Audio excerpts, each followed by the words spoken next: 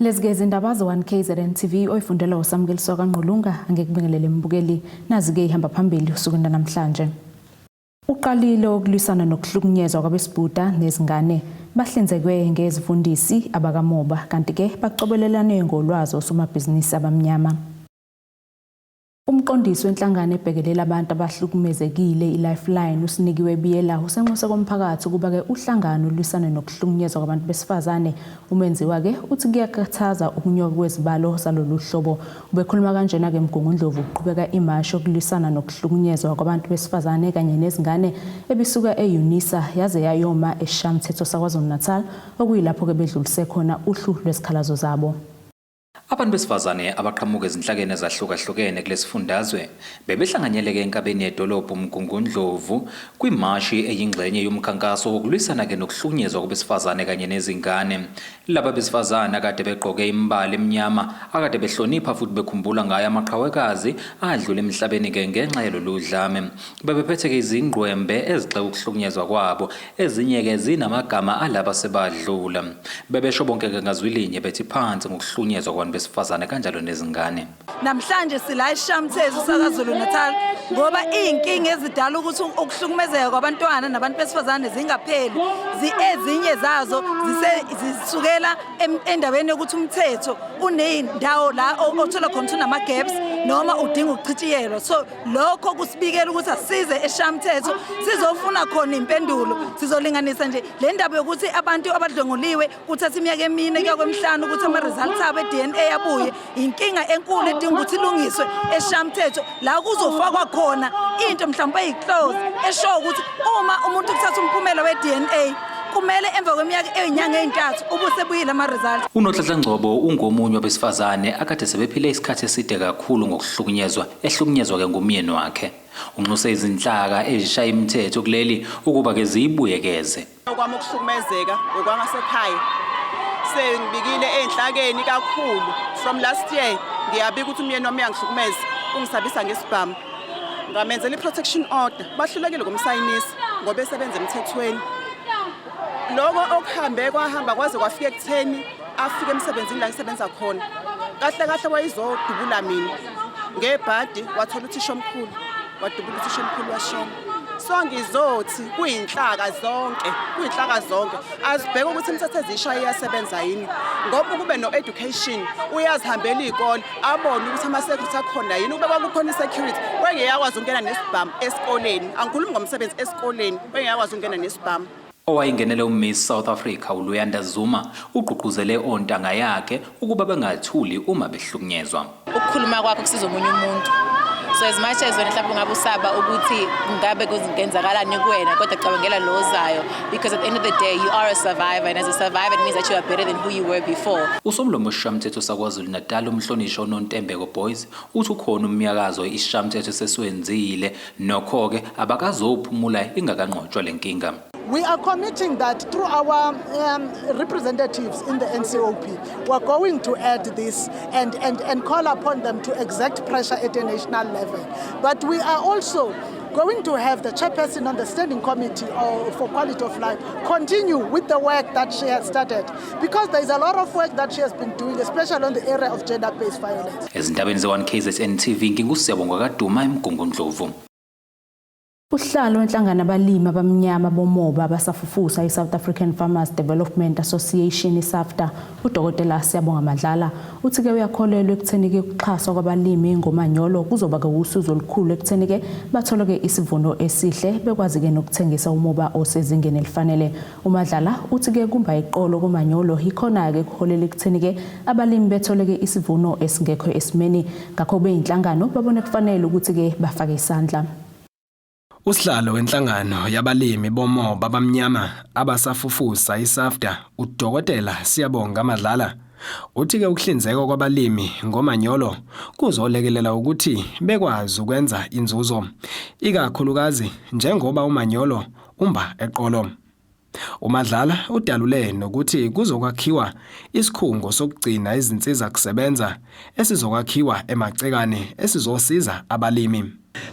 Namuhla size endaweni yaseMpangeni ukuzokwethulela abalimi bakhona ngomanyolo esiunikwe uEconomic Development okumnyango esine agreement nawo ya 3 years. Siqale unyaka odlule lo manyolo sawuthule sawunikeza abalimi base Felixton. Sibalethele ke umanyolo ka 4 million okuyinto enkulu ke ngoba umanyolo uyabiza lezi insuku iprice yawo ngokwenkinga zase Ukraine Russia usuphinda phindeke kacisho kathathu okwenza ukuthi ke kube nzima kumlimo olima ngokuncane ukuthi akwazi ukuthi afake umanyolo emasimini akhe. So namuhla sizobanika lokho okuyisithasiselo ngaphezulu kwaloko abakusebenzayo abakutholayo. Inkosi yesizwe sakwaSomopho, Inkosi uShila Mthembu, nongomunye wabalimi, ukhuthaze intsha ukuba mayibe ingxenye yezolimo ngoba ikusasa lomnotho walelizwe lilele emasimini. Isikhathi esiningi uthola ukuthi omama ibona abakhona ababambe manje umsebenzi wezolimo lapho ngenxa yokuthi mhlambe ekhaya ubaba akasekho. Kodwa njengomuntu ehambe basize ke ngifice lokho ngithola ukuthi omama babodwa abekho abantu abasha. So bengihlaba ikhola lokuthi sifisa ukuthi abantu abasha besondeze omama bebasondeza kwenzela ukuthi kube lula nokubheka bebabhekele ne-statement ngoba uma ne-statement ebonakala ukuthi ukhokhelwe kanjani. So yilokho ebengikusho ukuthi sikhuthaza abantu abasha ukuthi bebe khona. Usihlalo weSAFDA empangeni uNdlelenhle Mncwango uthi bazoqhubeka nokwenza isiqiniseko sokuthi abalimi bekwazi ukudlulisela umkhiqizo wabo ephayindini ungaduvi nje emasimini. Inkinga esibanazo noma ukulekelela kwethu balimi 1 babalimi basebenza umoba uthola ukuthi sekugawulelwe kumoba usuhlezi ensimini awusaphumi kuye ephayindini izone. Siyaqala kungenelela lapho ukuthi umoba uphume phela ensimini uye ephayindini. Mose phindini awusuke futhi ephindini uhambe eFelixton lapho kugawa khona esigaweni. Konke lokho akwenzeke within 24 hours. Umoba usazokhiqiza ukhiqizela umlimi. So okwethu ke thina ku expedite lo hlelo ukuthi akwenzeke lokho ngokukhulu ukusheshsha ukuze umlimi engagcini eluze ehlahle ngo-2000. Ehlahle ngo-2000 rand but imali azoyithola uzothola 1000 yabona ke iloss makunjalo. But sifisa ukuthi mayihlahle ngo-3000 awuthola u-15000 ozephakethini kuze kuphilwe ekhaya. Ezindabeni ze-1KZNTV ngingumqondisi Miyeni ngibika ngesempangeni. Umholi we-Black Business Federation uMalusi Zondi uthi ke bazimisele ngokuthi uhulumeni nezikampani ezizimele baqhubeke nokuza ngaphambili ukuzosebenzisana baphinde ke bathuthukise osomabhizinisi abasafufusa ezindaweni ke zasemalokishini. Uzondi usho lokho eClermont eThekwini emcimbini obekuhloswe ngawo ukucobelelana ngolwazi kwezomnotho nokuzuza ke ezindaweni zabantu abamnyama. Uhlaka olumele osomabhizinisi abamnyama oyi-Black Business Federation luthukulwela ukuthi umuntu omnyama abe nelungelo kwezomnotho kuyivangeli abasazoliqula insuku zonke kuwona wonke umuntu kuzokubuya kuqonda ukubaleka kokuthi kumele ahlomule emnothweni wakuleli. Lokhu kuyinto bekukhulunywa ngayo emcimbini osomabhizinisi basemalokishini ahlukene eThekwini. Into esenzayo njengamanje lapha njenge-BBF ukuthenga indawo zokuthi abantu abamnyama bakwazi ukuhlala phecelezi property. Sase sithi ngeke umnotho usale kwabomdabu phecelezi amandiya nabelungu. Sase sifuna ama-truck okuyiwona angenisa ukudla la elokishini abantu bakithi abamnyama babe ingxenye yabo. Sase sibuka i-development eyenzeke emphakathini ukuthi kwakhiwa imigwaqo, kwakhiwa ama-development, kwakhiwa ama-mall. Sase sithi abantu bakithi abamnyama kufanele babe kwi-value chain yokusupply izinto noma iy'nselelo zokuthi lama-development enzeke. Phambilinye lolu hlaka lwakhipha istatement kuzwakalisa ungenami mayelana nesinqumo esenziwa uSanral sokunika inkampani yaseChina ithenda yokukhanda umgwaqo engaphezu kwamabhiliyoni amarandi. Echaza umholi walolu hlaka uthi lokho sebaxoxa nohulumeni bakuthola ukuchazeleka njengoba iChina ingamanye wamazwe anobudlelwano mayelana nokuthuthukisa umnotho wakuleli. Besikhala ke kodwa ukuthi siyezwa siyabona ngenxa ukuthi yonke le development eza la eSouth Africa bathi ngesilungu i-technical. Shuthi ilamazwe akhona ngaphandle. iSouth Africa inobudlelwane neChina. kwase kuthiwa ke thina sifuna ukusebenza neChina okanye sifuna ukusebenza neEngland. Thina ke siyi-BBF siyakuncamela ukusebenza neChina ngoba siyi-part of a global economy ekhuluma ngo-BRICS. U-BRICS lo no-Brazil, no-Russia, no-India, no-China ukuze sakhe umnotho wala olocal. Asinayo inkinga kodwa umbuzo ukuthi bangaka abantu bakithi abamnyama engabe nabo bayingxenye yokwakha yonke le development bebamsene nawo kamaChina. Kulo mcimbi uDokotela uZolumkhize ubekade eyisikhulumi esiqavile sosuku nanjengoba egcizelelile ukuthi kuzomela eqinisekise ukuthi umnotho wasemalokishini utholwa abantu basemalokishini kanjani nemisebenzi emikhulu efikayo inganiki onxiwa kuphela. State enterprises is that they are obliged to participate in the process of reorganizing the economy. So, black economic empowerment is here to stay. There is no way you can get rid of it. There is no way. In fact, government needs to do a bit more. I still believe that government owes our people a long list of stuff that they can only procure from small businesses, and by law you can't buy this thing from anyone else except those who have got this kind of turnover, smaller amount, and therefore that is a list of protected goods that you are going to buy from all these small entrepreneurs. When I was Prime, I created a committee that used to monitor the payment of the invoices from small businesses. Lo mcimbi ubohanjele izinhlaka ezahlukene kosomabhizinisi okubala phakathi nabembona amatekisi kanjani nabomngeni water kanye nabanye. Kudebokho Sibisi ngeseClermont eThekwini. Isikhulu sekhomishana yokhetha ezimele Independent Electoral Commission IEC ngaphansi kwesifundo King Cetshwayo uThule Dlamini uthi ke ukusayina kwamaqembu ezepolitiki umqulo wokuziphatha ingoba ke bafuna amaqembu asibophezeleke kubeni ke nokhetho lokuchibiyela olukhululekile kuWard 5 ngaphansi kumasipala umthonjaneni.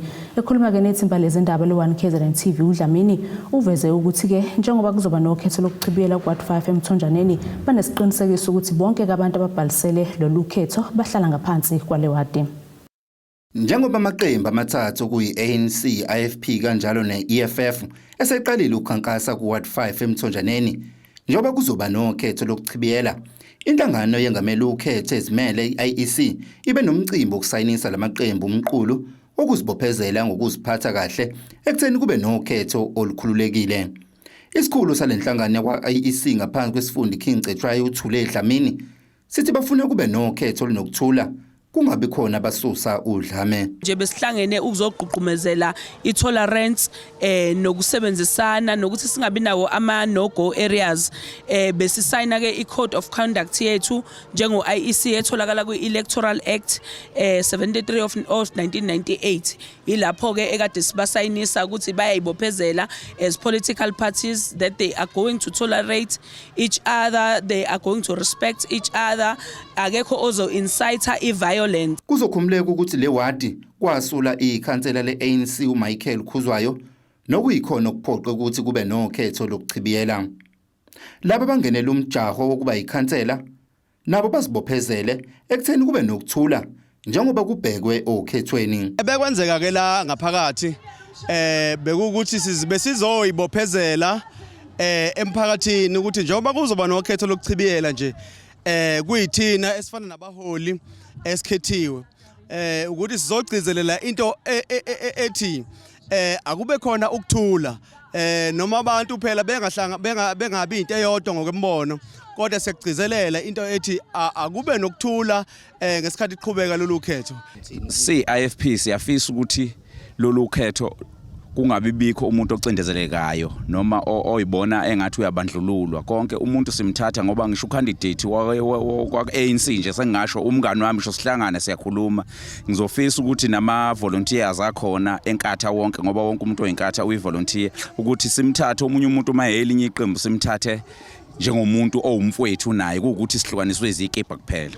Kulindele ukuthi ushube umbango kule wadi kwazise iqembu le-IFP malinqoba lingaba semathubeni okuziphathela lo mkhandlu ngokuzimela. Ezindabeni ze1KZNTV kubikuThabani Maphumulo eMfanefile emthonjaneni. Asike sithishelele ezitolo sibe siqhubeka nazo indaba zethu.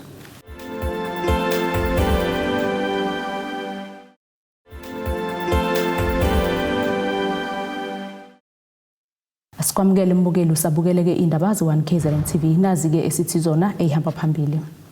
Uqalile okulwisana nokuhlukunyezwa kwabesifazane nezingane bahlinzekwe ngezifundisi abakamoba kanti-ke bacobelelane ngolwazi osomabhizinisi abamnyama. Ungqongqoshe womnyango wezokuthutha nokuphepha komphakathi esifundazweni KwaZulu-Natal uSipho Hlomuka uthi-ke kulesi sikhathi esiyizinsuku ezilikhulu bengenile izingozi zomgaqo-ke ezidalwa ngamaloli kanye nobugebengu yizona-ke izinto ezibakhathazayo kwaziseke namanje basazama-ke izindlela zokubhekana nazo.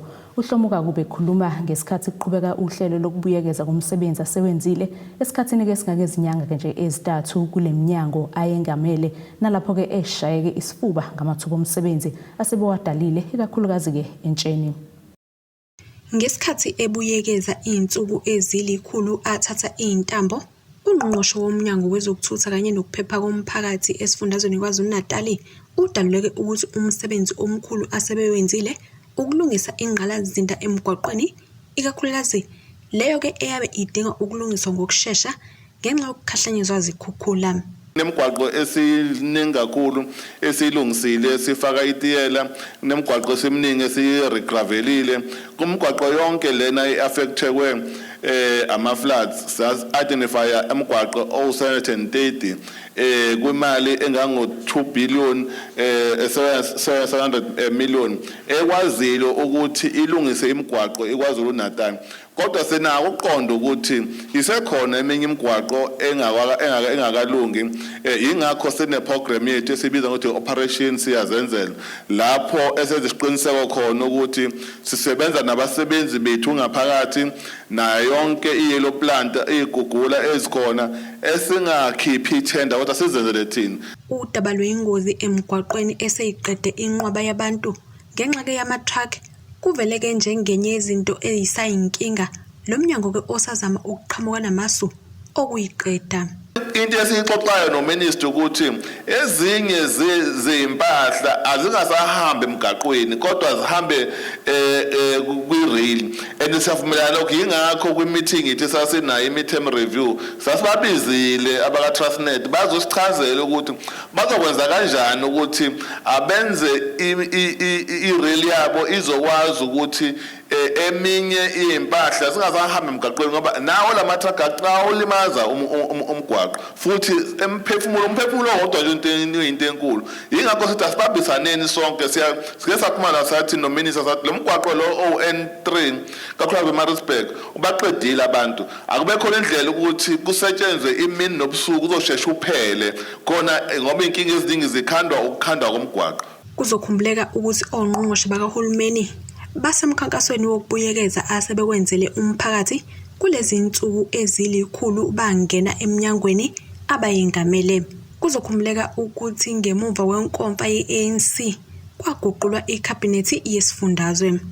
Udaba lokuqengeleza phambili kwamalokishi akulesi sifundazwe ohlwini lweindawo ezihola zonke ngobugebengu kuleli kalisalanga ngaphandle. Awekho amaphoyisa anele azoba ikhona nekhona lomgaqo noma umuzi nomuzi kodwa uma ngabe thina siwumphakathi sizolwa nobugebengu la sikhona thina siqale ngokuthi thina sizokuba yigebengu noma thina sizozama ukuthi singabi ama victims of crime ngoba ubugebengu buthatha izinto ezintathu ukuthi kube ne-victim kube nesigebengu perpetrator then bese kuba ne-opportunity ecreatekayo i-perpetrator bese ibone opportunity bese ayisebenzisa. Ey'ndabeni ze-1KZNTV kube kuntombi khona Mvubu ngisithekweni. Osomabhizinisi abasathuthuka abangaphansi kwesifunda ugu bashayeleke ihlombo uhlelo lukamasipala eReyinkonyeni lokukhangisa ngemisebenzi yabo eyahlukene nokudala-ke indima ekuthenike bakwazi-ke ukudlondlobalisa amabhizinisi abo. Okuqamileke ukuthi-ke lamabhizinisi asathuthuka adlala-ke indima enkulu ekuthuthukiseni umnotho wesifunda ugu. Lolu hlelo lokukhangisa ngababhizinisi belibanjeleke enxanxatheleni yezitolo iSouth Coast ogunyo seningizimu nesifundazwe KwaZulu-Natal. Inhloso yokuhlanganisa osomabhizinisi abasakhula uqinisekisa ukuba bacubelelana ngolwazi nendlela zokuthuthukisa amabhizinisi abo. Umeya womkhandlu weReyinkonyeni ukhansela uZiro Mqadi uthi lolu hlelo lulethwe ukuzofukula umnotho kanye nosomabhizinisi. La sihlanganisa khona osomabhizinisi bethu abancane bala eReinkonyeni noma ugu, kodwa sifuna kakhulu abaseReinkonyeni bazokwazi ukubeka izinto zabo ba-exhibite, babe nama-stalls, bakwazi ukunetworka bebodwa, sikwazi ukubahlanganisa nosomabhizinisi abakhulu, sikwazi ukubahlanganisa futhi nama-entities kahulumeni so that bafunde ukuthi amabhizinisi abo bangakhula kanjani. Kanti umkhandlu usuqalile ukusebenzisa izinsiza zabanye osomabhizinisi abakhangisa kulombukiswano. Bakhona ke sebenawo amabhizinisi, abanye siyawasebenzisa amabhizinisi abo amancane ukuthenga izinto zethu masenza iprocurement ukuze bahlale bekhula ngaso sonke isikhathi. Namhlanje sinosomabhizinisi abawu-50 abancane abarejistile ekuyibona ekuzobe kudilwa nabo usuku lonke benetworker nama-department nama-entities nabo bodwa futhi banetwork ukuze babonisane ukuthi ibhizinisi lenziwa kanjani. Usomabhizinisi obekhangisa ngomsebenzi wakhe uthi ukufika kwakhe ezokhangisa kumlekelele kakhulu ngoba kukhulise ngisho ibhizinisi lakhe. Ngihappy ngoba njengamanje nje banibona ama products ngisolwe ngwa developer eqaleni bengenza ama liquid detergents kodwa manje sengidlulile ngenza nama powder detergents so siloko sikhula nje. Ezindabeni ze1KZNTV kube uSgananda ngisesayidi.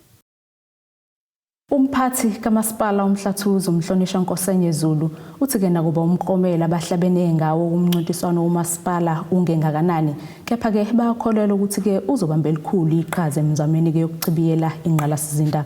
Umagebusho kanjena ngenkathi nengxoxo ekhethekile nethimba lezindaba le1KZNTV landela ukukonyiswa lomasipala ngezidondo ezine kanye nesamba sika 500,000 amarandi bebonga ngokwenza kahle kunabanye omasipala kulesi sifundazwe. Lokhu ke kwenzeke kumncintiswano obubanjele eThekwini eqaleni kwaleli sonto. Umphathi kamasipala uMhlathuze uMhlonishwa Nkosenye Zulu uthi ke izofakwa kwingqalasizinda imali engu-500,000 wamarandi okukonyiliswe ngayo lo masipala kumncintiswano womasipala besifundazwe obubanjelwe eThekwini ekuqaleni kwaleli sonto. Lo masipala uhlabene ngezindondo ezine ngaphezulu kwale mali kulo mncintiswano. uZulu uyachaza. Sifisa ukuthatha leli thuba sibonge siqale ngokuthi sibonge kakhulu eminyangweni okubusa ngokubambisana neindaba zabaholi bomdabu ngokuthi ikakhulukazi umuklomeliso omasipala kube khona nokuthizwa kuyinkece okuyinkomba zokuthi umnyango uyasihlangabeza ukuze siqinisekise ukuthi siyaqhubeka nokuletha idingo nqangi kubantu. Ngakusho njengananazi ukuthi le mali esiye sahlonyeliswa wona umnyango so ithatha siphinde sifake kuyingqalasizinda ukuthuthukisa wona ingqalasizinda ukuze abantu basizakale. Kanti ke uMagebe uqhubeke ngokuthi ukusebenza ngokubambisana nomphakathi yikhona okwenze ukuthi intuthuko iye ngendlela emphakathini nokubenze bahamba phambili kulomncintiswano. Angigcizelele ukuthi siyazigqaja kakhulu njengedolobha laseMhlathuze ngokuthi zonke inhlalo zethu zibeka abantu kuqala lento ebizwa ngokuthi putting people first okuyibathopili. Sisebenza kahle kakhulu ngokubambisana nomphakathi njengoba umthethosisekelo wezwe lapha ku section 151 subsection 1 usho ukuthi umasipala kusuke kubaleka kakhulu ukuthi ekusebenzeni kwawo ubambisane kakhulu nomphakathi. Ungenzi wona okucabangayo kepha uthinte umphakathi ngenhloso yokuqinisekisa ukuthi umphakathi unalo ithuba lokuthi uphawule usho ukuthi iziphi izinto ezizidingo nqangi obona ukuthi umasipala ungayibeka eqhulwini. Sizibeka eqhulwini lezo zinto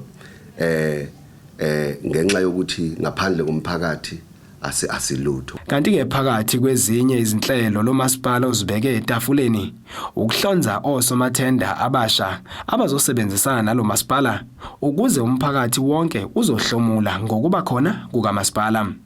Sisemkhankasweni oqinisekisa ukuthi umnyango lo waka supply chain okumnyango khipha amathenda awunika abantu asebeke bathola kaningi amathenda. Sifuna ukubona abantu abasha bangakazi bawathola amathenda kulo masipala ikakhulukazi abantu abadla imbuya ngothi abantu abangasebenzi njengoba amathuba emisebenzi engekho ezweni. ukuze nabo bakwazi ukuthi basizakale basimame bathuthuke. Ezindabeni ze1KZNTV kubika umqondisi Miyeni ngeSeRichards Bay. Asiphinde sithishelele etolo sobuya futhi siqhubeke nazo indaba zethu.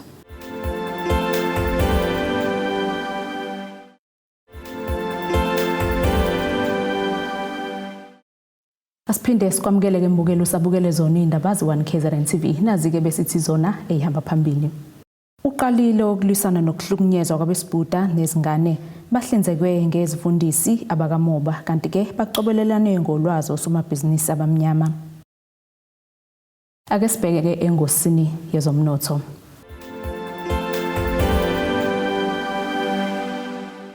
Irandi lakuleli lu-17.05 emaqhathaniswa nedola laseMelika, libo 20.60 emaqhathaniswa nopondo waseBrithani, libo 17.76 emaqhathaniswa ne-euro yase-Europe, igolide lona $1,750.88 ounce, kuthola ongahluziwe wona ube $85.34 umphongolo. Ake sibheke ke engosini yezemidlalo.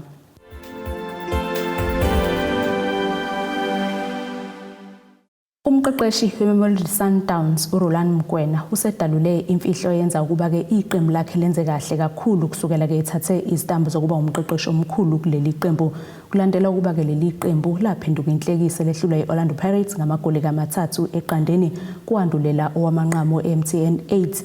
iSundowns ibonakale ke ibuya mawala yashaka amagoli ayili15 kayangangenelwa ngisho elilodwa kumidlalo ke emine. Imfihlo yalempumelelo uMokoena uthi uke wabanengxoxo nabadlali abayizinsika kuleli qembu okunguThembazwane, uAndile Jali, uMosalebusa noDennis Onyango ebatshela ukuthi ke kakonakele kangako mabakhululeke badlale ibhola labo abalaziyo kanti ngaphezulu kwalokho ke uncome nomsebenzi wethimba labaqeqeshi. Nasike isimo sezulu esingalendeleka.